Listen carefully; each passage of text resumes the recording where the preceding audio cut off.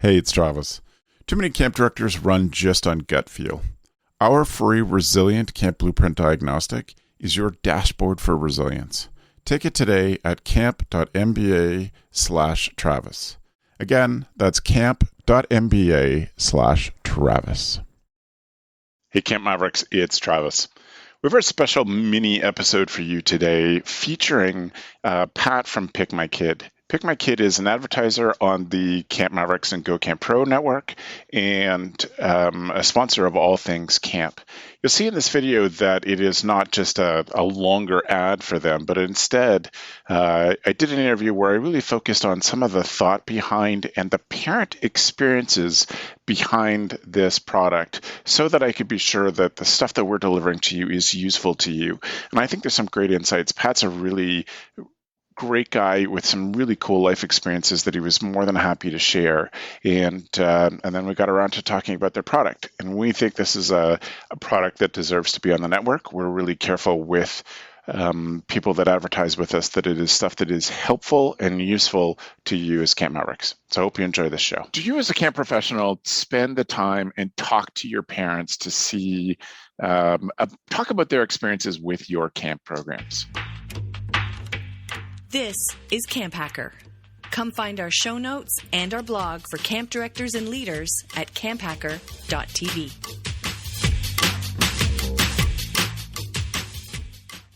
This episode of the CampHacker podcast is brought to you by UltraCamp. Wouldn't it be refreshing if your registration software gave you more time? With UltraCamp, you can track attendance, manage staff applications, streamline registration, and much more. Get back the time you need to focus on what's really important, camp. Find out more at summercampsoftware.com/camphacker. Hello, Camp Mavericks. It's Travis from CampHacker. I am excited today to be here with Pat Bava. Pat, welcome to the show. Hey, great to be here. Thanks for the invite. I'm having a conversation with Pat today about a parent's perspective on things and the solution that Pat has created for some of those problems that are very real struggles within our programs. And so, Pat, your solution comes out of a problem that you yourself experienced, right? Yeah, sure. So my background, I built and sold a few different businesses. I was in the Navy flying fighters and really, managing technology at larger scale. Yeah. But when I went to pick up my daughter from school, reality dawns and, day-to-day grind, waiting in school lines and seeing the problem firsthand. That's when, really decided to take this on and help my daughter's school. And there are various aspects which really triggered me and which technology could do a lot of difference to schools to make them efficient. Yeah. So that really got us started.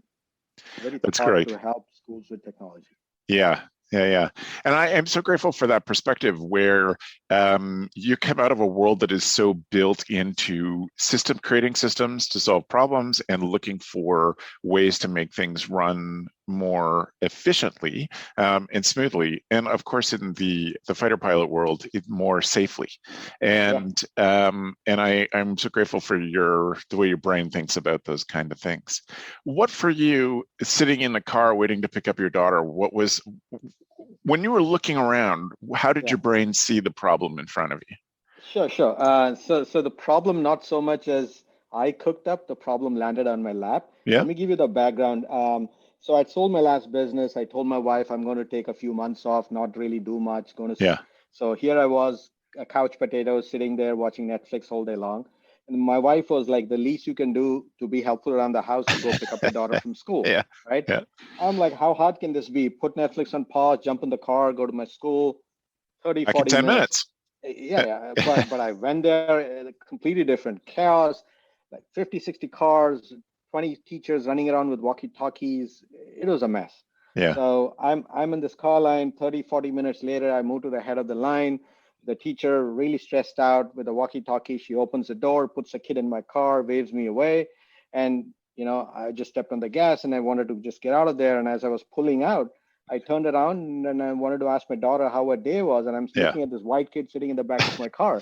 Yeah. That was my, oh shit, or aha moment, whatever you call it. Yeah. And I said, geez, how often must this be happening in schools across the country? And just Yeah. a small back of the envelope calculation, it told me there are 40 million students being put into cars every single day. The Yeah. scale of the problem is immense, and there is no solution, because I wanted to do the easiest way: go Yeah. buy a product from the shelf, give it to my school, get back to my Netflix, right? Yeah. But it was not so easy, because there's nothing available in the market.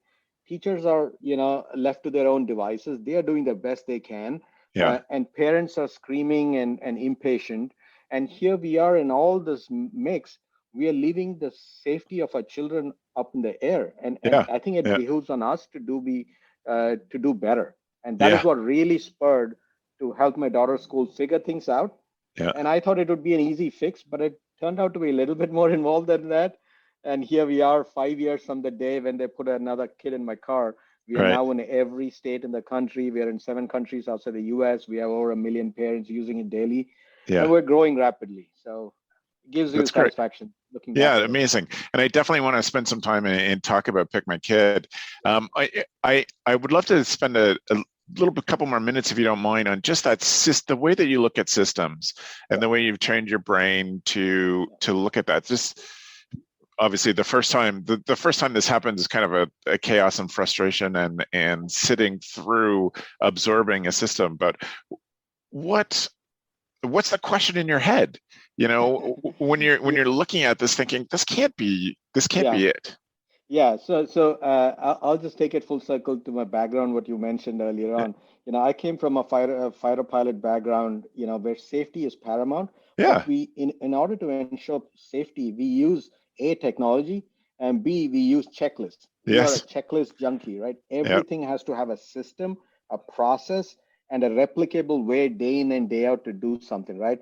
Yeah. Today, schools have a replicable way of doing something, but very manual, very tedious, very labor intensive. And there is no sense of technology being implied into that whole process. So what really came to forefront for me was, my wife being in the whole technology background and really, technology enabled services. I think we are in the right time and space in terms of evolution, that technology was dime a dozen. It was available at our fingertips. Yet we didn't see that being adapted into that dismissal process to make our kids safer. And those are the dots I connected. My background with using technology, improving safety, and just creating a process. Right. Well, and if you'll pardon me, I want to stick on the process piece of it, because there's a difference between we have a process and that's just set. And a quote that you hear in summer camp all the time, but you hear it in every organization. We've always done it that way. It's a mentality shift, I think, to start to look at processes and say, how can we make this just a little bit easier for everybody? No one's happy. The kids aren't happy. The parents definitely aren't happy, and the teachers don't love it. And if they'd been a teacher for anything longer than 10 or 15 years, this would have never been the way it used to be when they got started. This became, as society changed, the expectations on the teachers and the schools to do this has changed. But I'm really interested in that mentality. I'm going to pick your brain since I have you here. Yeah. How do you teach people to have that? We set up processes, we evaluate them, we change them. Yeah. So the word which comes to my mind, and really I share it with our school staff all the time, is tropophobia. That is our biggest competitor. It's fear of change. There you go. So they've done something for so long in such a manner that they fear change. They fear that, oh my God, if I do something different, it may break, or I may be held responsible for something if it goes wrong, right? So, and our education system, for better or worse, it disincentivizes innovation, and that's why we're a little bit in the back burner when it comes to really getting in the forefront of innovation using technology effectively, right? So when I looked at the entire process, when my child got lost in the dismissal process, my initial reaction was to go to the principal and really share my ideas. And all I asked him was, hey, can I shadow you for a day, understand what your challenges are, and understand where are the breakpoints in the daily routine of the school? And me as a parent, I could get some perspectives to make it better. And the principal earlier, he was so accommodative. He answered all my stupid questions, and he let me into his world. And what it really taught me was, I amalgamated me as a parent, my experiences, Yeah. Yeah. along with what are the school staff's experience they face on a daily basis. Where are the conflicts? Where are the friction points, and how can we solve them? Right. So I can rattle off a few things right away. Yeah. The biggest tension point was dismissal. Right. So Mm. dismissal is the high point of chaos. But leading up to the dismissal, there's a lot of these points where there's a lot of friction. Say me as a parent, if I have to call the school to change dismissals, like, hey, let let my daughter ride the bus or let her go to an after school program. Yeah. It is a tedious task. I have to call a number, go to the front desk, ask my school staff, ask for the teacher, say what needs to be transferred. She'll write a little note. And when Yeah. I interact with the principal, I notice they're taking phone calls whole day long, writing sticky notes, sending it to every teacher. Teacher is like keeping track of the sticky notes and also emails in the end of the day to make sure Johnny goes in the right bus or car Yeah. or whatever be the case. So that was one facet, and I saw the whole spectrum of that problem, right? That was ripe to be solved. The next is, custody issues. It's such an important thing, Yeah. and Yep. such a vital part in which parents demand schools comply, but schools are legally bound to be compliant to that, but they don't have the tools to make sure that, Yeah. hey, the dad doesn't have the ability or doesn't have the legal authority to pick up the kid on a Tuesday. Yeah. And they don't have systems and checks and balances to really ensure that, right? And they're held liable if something goes wrong. And that's a big concern for our school staff. And the next thing is, messages. I as a parent, I get so much nonsense Yeah. emails, text messages from school, which doesn't concern my daughter, but I get bombarded, Yeah. and over time I get immune to that. So what if there is a system which hyper focuses the messages I get, Yep. which concerns my daughter and nobody else, right? So I brought all these all these pain points together, and we wanted to create a comprehensive solution which not only addresses dismissal, but after school programs and able to Mm. make sure kids get on the right car, right bus. Also the messages, parental engagement, and really the custody issues are all, technology takes care of 90% of the stuff. Yeah. All the teachers Yeah. do is come in the front or end of the camp day, the camp staff come, wave, happy smile, talk about good stuff, and not really worry about this mundane, high risk task which technology can take care of in the back end. Right. Well, and it's a great point too. If camps have kids coming, over multiple weeks, and some camps will have kids at camp for 8 weeks of the summer.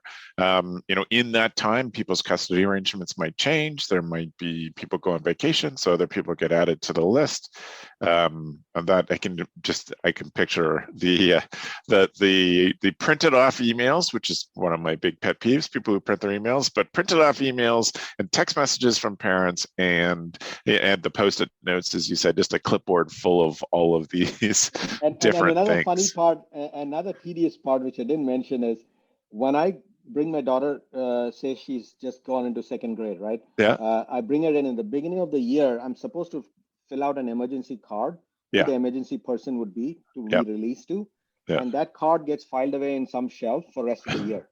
Yeah. For the rest of the year, I don't have any flexibility to pick who has to pick up my kid if I'm stuck in office. Right. And the schools have to go to that locked shelf, pull out the little card, and they have to go by the two people I've written on. And the same thing for camps, right? Things change. People are having fun during summer, right? And plans change day to day, and we deserve to give them, the parents, the flexibility, or the parents deserve the flexibility to be able to do what they want and how they want to pick up their children, and without disturbing us as camp staff. And the system allows to do that, if that makes sense. Right. Well, I think that's a great cue to switch, more specifically to PikMyKid. So this was the software solution that you designed based on your frustrations and the frustrations that you saw of other families, and you address some. One of the things that interests me the most is that you're really addressing the concerns of our clients as camp people. And we often have solutions that are designed for camp people and don't necessarily involve the parents or even take into the into account the parent's perspective. So you had this very unusual, well, not unusual, I think pretty common experience that was frustrating, and dangerous. We haven't even asked what happened to your daughter or if she got put in another car. But then you designed the software to account for that. So from let's just start with the parent's perspective. What do the parents see if a camp is to sign up with PikMyKid? What do the parents see in what they have on their phone? Sure. So that is a very valid point, right? So as a parent, when my kids go to a camp, I want to be able for them to have fun at the same time, me to have the flexibility of staying in touch with my school staff or my camp staff if any changes happens along the day, right? Yeah. And in the end of the day, if I have to pick up any changes on that aspect, I should be able to do it seamlessly. And the third part is, if the camp has any reason for which they need to contact me instantaneously, right? Camp is a fun place, but at the same time, it can be a challenging place for kids because it's new environment, new surroundings, accidents happen. And even routine stuff, you may want to reach out to a parent and ask, hey, is your kid allergic to, so-and-so or, this food or that food? So there needs to be an open form of communication between the staff and the parents. And that is really vital. And our product really allows that to happen. Not via email, because, people think if they send an email, it's said and done, right? Email takes 24 hours to open it on average. Whereas our app actually pushes real-time notifications via the app, which is like kind of a pop-up on your phone. So you're able to really be on top of, your camp, what's going on there. At the same time, give you the convenience and the flexibility to manage your children in a way which you're comfortable with your staff is comfortable with, right? Even though we designed the product to be school specific earlier on, but as we started growing, we realized that we've been approached by a lot of camps in the summer, and we said, you know what, the problem is the same. And we added a lot of features which really lend ourselves well to summer camps. And now we are seeing so much usage from the summer camp space that we've got up. For example, I can give you this example, especially with the pandemic right now. School staff as well as now camp staff are telling us that, hey, we want parents to self-select or answer a questionnaire, a simple questionnaire, right? That, hey, is my child fit enough and not had any exposure to, say, COVID or a fever when I drop them off in the camp in the morning, right? And every parent demands the camps to make sure, but the camp in isolation cannot make sure unless every parent participates and self-certifies that their kid is okay. And hopefully other kids will be okay too. So we've added this module at no cost this year, and it's been a real success, both in schools and in camps. So we are evolving, we are listening to our customers, and hopefully we can continue to grow in that aspect. Yeah. And also from what you described, Pat, you're cutting down on the number of different ways that the parents have to be connected to their schools. And lots of schools use Remind to send out messages in one way, but then they need but then parents still have to give out their cell phone number for the parents to text and say, my kid's not able to come in today, and then you have whatever it is, Google Classroom or whatever their online portal is for their learning, and this way parents can focus on one clean, easy way to communicate in both directions with their camp, throughout the time that they're sending their kid there. Yep. And in addition to that, it's not just during the duration of the camp. What happens is we have made sure that our product is available for the camp staff, that it's fired up and ready for rest of the school year. So what happens, in the past years, we used to turn it off after the summer, and the camps told us that, hey, they love to stay connected with their parents. Because what happens is the parents who attend camp go back to regular schools in which they're still using PikMyKid because they're using the same app to connect with their schools. And so the parents were happy to use the same application for their camps. And the camps love the fact that they don't have to start their email campaign and outreaches to a new list of parents. And they already have a captive audience in which they can send them timely messages. Yeah. They're able to get engagement from there, and they can just add new people every year. And so it worked out both very well for both the parents and the camps Right. when we keep the portal up for rest of the year and they can Yeah. stay engaged and connected. Yeah. Well, that also, I mean, it solves something that I talk about often in my presentations and on the podcast, frankly, that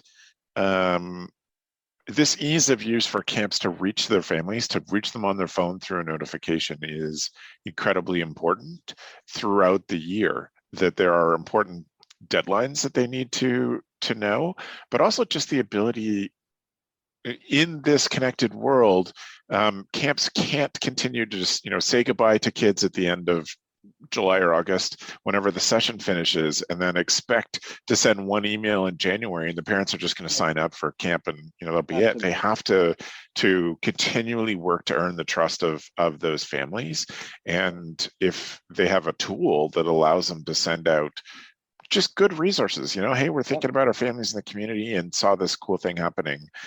All of that builds the trust that in the end makes the job easier the next year to get those families to just say, yes, of course, we want to send our kids back. Or if nothing else, just send a Christmas greeting, right? And the end of the year. Also, Happy New Year. So they're like, kids have nice memories about the camp. And that is a reminder that, hey, we look forward to seeing you this summer, right? Yeah. So that's a nice personal touch, and you can use technology in a non-invasive or non-intrusive manner to do that. Right. That's great. That's great. So Pat, if camps are interested in finding more about PikMyKid, where should they go to? Yeah, I mean, it's the same approach we take, is that we encourage every customer or every camp who wants to discover more about PikMyKid to go to our website. There's a big red button that says schedule a demo, because we want them to know about the product first. And we jump on a call one-on-one with our consultant. We really analyze how the work cycle goes in the camp and what the expectations are. And I'll be very blunt here. We may not be the best fit for every people there, every campsite or every school. And we're very honest and transparent about that, because if there is not a fit, we will recommend what to do or how to go about it, because we have a lot of knowledge and experience within our team to recommend best practices. But if we are able to help with our platform, we make sure cost is not a factor. We go out of our way to make sure it's affordable for camps as well as any small daycares, because our mission is what drives us, which is making children safe at school and also making it easier for teachers and staffers. We know they have a stressful day, and at the end of the day, when everything is done, we don't want it to be the peak of stress, and rather, start ratcheting down that so they can have a good evening with their families. Right. Yeah, of course.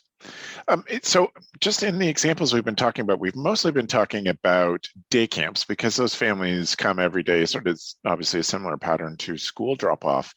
But do you have sleepover camps or overnight camps that use it too, that they would use this for opening, drop-off day and pickup day? It's a good question, and we've been approached by several such camps, and I can say that we are being used in different ways by camps which have those just drop off and then pick up after 2 weeks kind of camps. Sure. Yeah. So they use it more for the emergency tools we have in place. Right.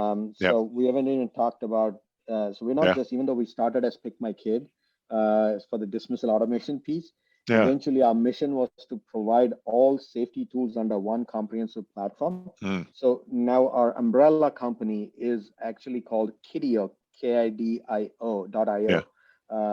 And we encompass all emergency management tools under one platform through a single sign-on. So not only are you able to manage the automated dismissals and arrivals and check-ins and all those other good stuff, but you're also able to manage emergency. You have all the tools like digital panic button for any emergency, bear on campus, fire, whatever be the case, and you're able to hyper configure your call list. Every emergency is not a 911 call, or of course, every 911 call is not an emergency. So we're able to hyper customize our emergency platform for schools and camps in the way they like to manage their system. That's great. That's really smart. That you see. Excellent. Okay. Well, Pat, I'm so grateful to have you on today and to get some of your time. Camp Mavericks, if you're interested in this, you go to the website and book a call and have a chat with PikMyKid and see how they can help you out. Thanks, Travis. Fun chatting with you. Time really flew. Yeah. Well, I'm so grateful for your time. That's awesome. Thanks a lot, Pat. Thank you so much. Yep. Glad to be here. All right. Bye-bye. Bye-bye.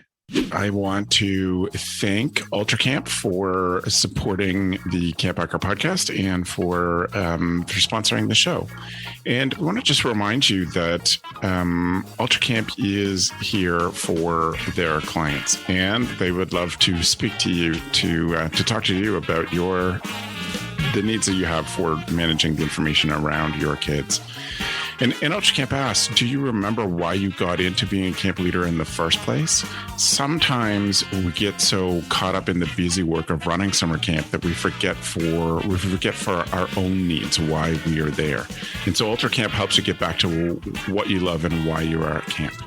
So for them, that means not worrying about limits on your database. Things like you could get unlimited custom reports, unlimited support from them, unlimited training, and even unlimited users of all of that valuable information that helps camps run smoothly. As exclusive to CampHacker listeners, for a limited time, they are offering free setup if you're going to use UltraCamp for camp this summer. They would love to talk to you if you think all this sounds too good to be true. They want to show you a future where you have time to get back to what's really important, enjoying and appreciating summer camp. So please visit their website at summercampsoftware.com/CampHacker and set up a time to chat with them. They are looking forward to meeting you. The CampHacker podcast is brought to you by Beth and Travis Allison, summer camp leadership training and marketing consultants. Thanks for listening. CampHacker, bringing your world into focus.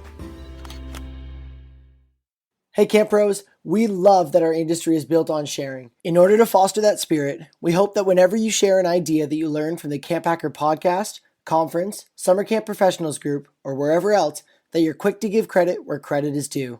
That way, we can all encourage more camp pros to share the tips and tricks that will make camp better. Hey, it's Travis. Camp directors often tell me they're just too tired to take on anything new. That's exactly why my free Resilient Camp Blueprint Diagnostic exists. It doesn't add work, it shows you progress. Quick, free, repeatable, you'll know if your systems are paying off without the guesswork. Try it today at camp.mba/Travis. That's camp.mba/Travis.